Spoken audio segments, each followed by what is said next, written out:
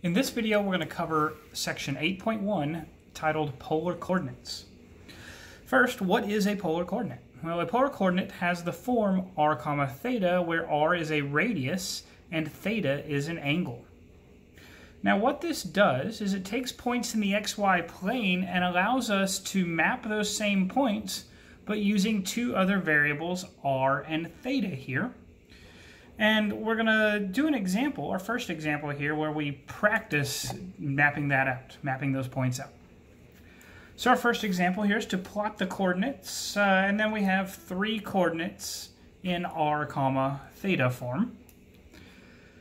To plot points using r and theta, using polar coordinates, we first want to draw our xy axis. But really, we have a positive x-axis or positive direction for theta equals 0. And then we draw a circle of radius 1 here. These are kind of like our tick marks on the xy coordinate system.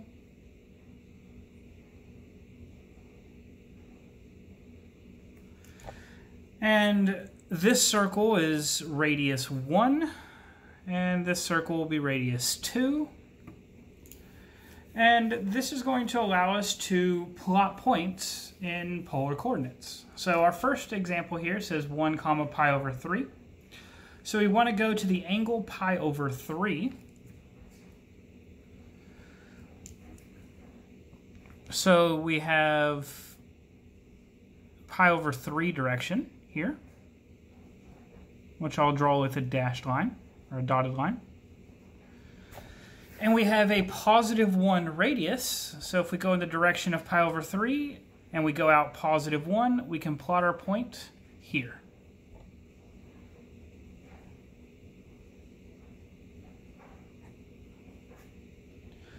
For the second point, negative 2, pi over 4, again we look at the angle pi over 4.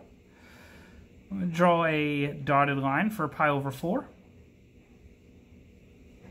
Pi over 4 is in this direction up in quadrant 1, so a positive radius would move us in this direction in the first quadrant, but a negative radius moves us into quadrant 3. And in fact, we have a negative 2 radius, so we go 2 in the direction of pi over 4, but back towards quadrant 3. So really that was 5 pi over 4 was the angle that we were using here. And we went out 2 units in that direction. And this, again, is the point negative 2, pi over 4. Our third coordinate point is 2, negative pi over 6. So the first thing we do is we look at the angle, negative pi over 6. This would be here. So this is the negative pi over 6 direction. And again, I'll draw a dotted line all the way through. We want to travel with radius 2, so that would be a positive r. So negative pi over 6 goes in this direction. So positive 2 goes out 2 units in this direction. So we can plot our point here. And we have now plotted the point 2, negative pi over 6. Okay, so that's how we plot coordinates using polar coordinates, or plot points using polar coordinates. Again, as a reminder, we first look at the angle, draw a line for what that angle is, and then we travel along that line the distance that our radius says. If it is a positive radius, we travel in the direction of this angle. If it is a negative radius, we travel in the opposite direction of the angle. So number 2 here is going to kind of play off that first question. And this one asks us to find 2 other polar coordinate representations of the point 2, negative pi over 6.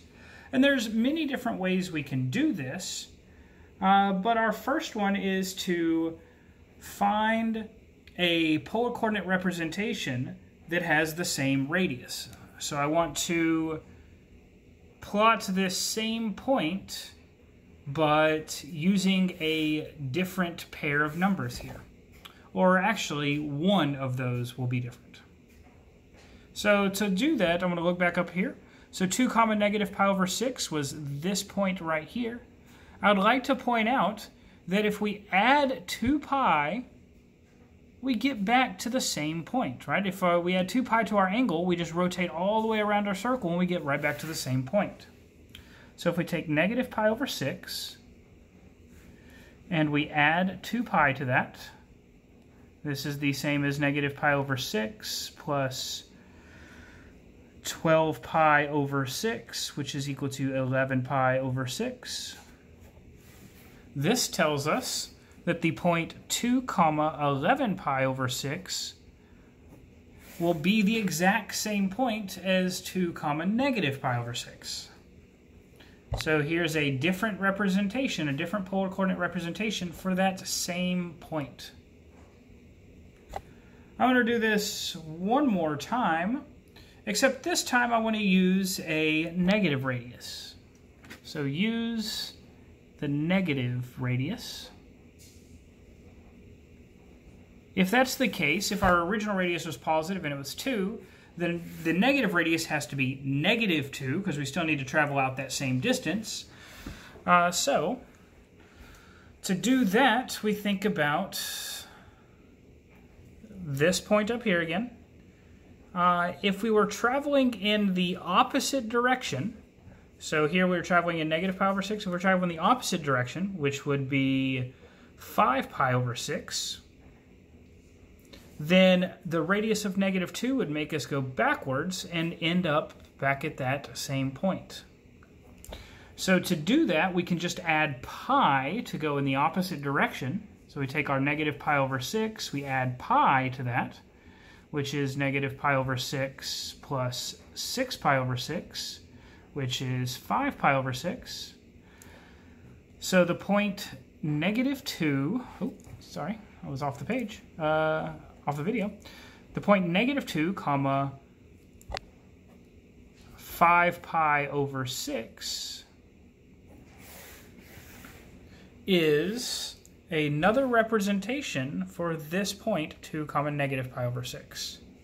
And again, the 5 pi over 6 just moves in the, takes the angle in the opposite direction, and then negative 2 says we go backwards from that, and so that ends up back where we want it.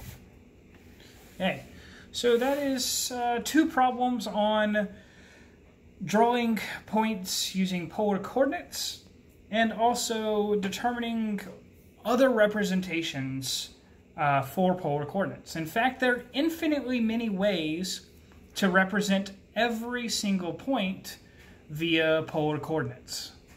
So for each point, there are infinitely many ways to write out a polar coordinate that will represent that point.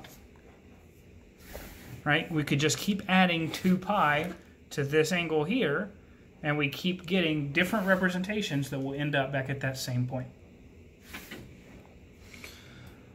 We're going to have 2 more examples, which each have 2 parts to them, coming up soon. But before we do that, I want you to take a moment and we'll read through this.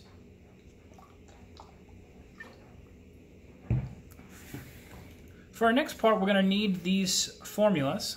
So the relationship between polar coordinates and rectangular coordinates, here we have, number 1, to change from polar coordinates to rectangular coordinates, we use these 2 formulas. That is, x is equal to r cosine of theta, and y is equal to r sine of theta. We also have formulas to convert the other way. To change from rectangular coordinates to polar coordinates, we use r squared is equal to x squared plus y squared, and tangent of theta is equal to x over y, where y is not 0. So if we see a function where we have x squared plus y squared, and we're trying to convert from rectangular to polar coordinates, we can replace this with r squared. And if we see x over y at any point, we can replace that with tangent of theta. So we have a couple more problems here. And our first one says to convert the equation to polar form. So we have a rectangular equation we want to convert to polar form. Well, to do this, we want to write out what y and x are in terms of r and theta. Right? We don't have an x over a y, and we don't have a x squared plus y squared here. But we do know what x is in terms of r and theta. We do know what y is in terms of r and theta, so we can use that. Right? Y is r sine of theta, and x is r cosine of theta. So this right side is really r squared cosine squared of theta, and that is equal to r sine of theta. All right, and then we can solve for r here. Well, first off, notice that we can cancel one of our r's, and we really get sine of theta is equal to r cosine of theta. And this implies that r is equal to sine of theta. Oh, that was cosine squared, excuse me. Cosine squared of theta. So this really gives us that r is equal to sine of theta divided by cosine squared of theta.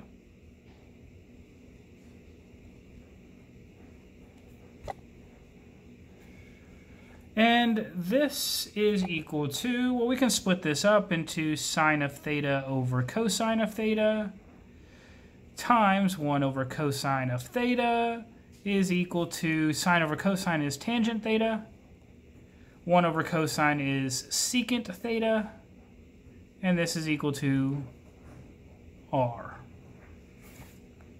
So we've been able to write out y is equal to x squared as a function of theta here. So function r is equal to some function of theta. We have another example that is very similar. X squared minus y squared is equal to 3. Again, what do we want to do? We want to convert our x's and y's to r's and thetas. So x squared is r squared cosine squared of theta. Y squared is r squared sine squared of theta. This is equal to 3.